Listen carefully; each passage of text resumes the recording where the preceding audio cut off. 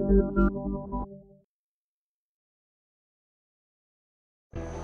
teman-teman, apa kabarnya? Selamat datang kembali di channel YouTube-nya Lintas Kota Dingin. Hari ini kita bakalan ngebahas ataupun saya bercerita bagaimana sih tips dan trik pemilihan media tanam, areal tanam dan lain-lain yang membedakan untuk begonia dataran tinggi dan dataran rendah. Oke teman-teman, untuk saya pribadi, saya berada di ketinggian 1200 meter, tepatnya di Kota Brastagi. Itu bisa disebut dengan dataran tinggi, dan memang itu untuk daerah begonia itu adalah daerah yang paling bagus teman-teman. Kenapa saya bilang seperti itu? Karena untuk warna merah yang seperti ini, teman-teman lihat, begonia yang berwarna merah, warna merahnya bakalan lebih kelihatan di daerah tinggi teman-teman. Untuk daerah dataran rendah sendiri, teman-teman bakalan ngelihat begonia itu tangkai daunnya tinggi-tinggi teman-teman. Teman-teman bisa lihat banyak di daerah Bogor, daerah Depok, Bekasi tuh banyak pembudidaya begonia juga. Bakalan kelihatan seperti ini teman-teman. Begonia keong, escargot. Untuk dataran tinggi sendiri dia bakalan lebih rimbun teman-teman. Nih. Untuk dataran tinggi dia rimbun. Teman-teman bisa lihat pangkal batangnya dia rapat-rapat semua kan. Untuk dataran rendah bakalan teman-teman bisa melihat untuk ukuran seperti itu tadi. Kalau saya punya 10 daun untuk dataran rendah bakalan kurang lebih hanya 5 sampai dengan 6 daun teman-teman. Jadinya kelihatan seperti itu untuk dataran rendahnya ya. Tetapi banyak juga beberapa jenis begonia seperti begonia polkadot yang berbatang-batang, dia lebih bagus untuk hidup di dataran rendah teman-teman. Oke teman-teman, kita bisa lihat ini salah satu contohnya. Ini adalah begonianya saya yang sangat cocok di dataran tinggi. Kalau sampai di dataran rendah, saya dapat banyak komplain dari teman-teman konsumen juga, Mas kok warna merahnya memudar gitu, kok warna merahnya nggak cerah seperti waktu dibeli gitu.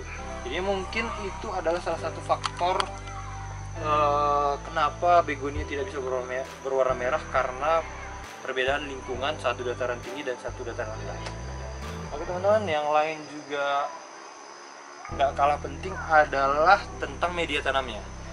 Saya pribadi sering diskusi sama teman-teman yang ada di daerah Bogor. Untuk media tanamnya sendiri, begonia ini kalau di dataran tinggi identik dengan tanah teman-teman. Banyak saya gunain tanah seperti ini, teman-teman bisa lihat. Ini saya gunain tanah nih. Tanah saya campurkan lumut. Inilah tanah. Dan untuk dataran rendah, teman-teman saya banyak nyaranin media tanamnya sama dengan media tanam Calathea. Yang membedakannya adalah media tanamnya lebih banyak dicampur sekam ataupun humus tanah itu teman-teman. Dan itulah yang membedakannya. Kalau Calathea biasanya kan banyak kompos bambu ataupun kompos-kompos yang cacah-cacah. Dan untuk begonia sendiri teman-teman bisa tambahin sekam bakar dan tanah humus teman-teman, tanah hitam. Itu adalah untuk media tanamnya teman-teman. Dan untuk dataran tinggi, dataran rendah, yang sering saya dapat hal penting dari diskusi adalah untuk masalah budidayanya, untuk perbanyakannya. Rata-rata untuk dataran tinggi itu lebih banyak teman-teman, daya tumbuhnya lebih tinggi dibandingkan dengan dataran rendah. Teman-teman bisa lihat, ini adalah contoh pot tray saya. Ini adalah untuk sistem ininya, sistem perbanyakannya saya main cacah ya teman-teman ya. Teman-teman bisa lihat daunnya saya cacah seperti ini. Untuk dataran rendah rata-rata itu mereka gunain satu daun teman-teman, satu helai daun mereka tanam, satu helai daun mereka tanam, karena untuk dataran rendah lebih bagus teknik seperti itu teman.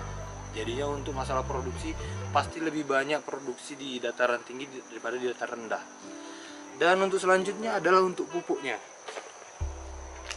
Yang salah satu menjadi penunjangnya adalah berhubung karena lingkungannya yang dingin, begonia suka yang dingin dan sejuk. Untuk begonia sendiri di dataran tinggi, saya cukup untuk beberapa jenis begonia ya, saya cukup hanya menambahkan pupuk kotoran ayam teman-teman, nggak perlu pakai kimia dan yang lain-lain. Sedangkan dari hasil diskusi saya dengan teman-teman yang ada di daerah Bogor, rata-rata mereka banyak menggunakan pupuk kimia seperti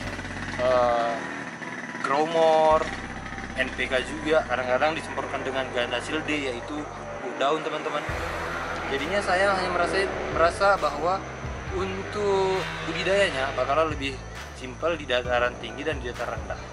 Oke teman-teman, itu adalah sedikit tadi bincang-bincang kita tentang perbedaan sistem budidaya atau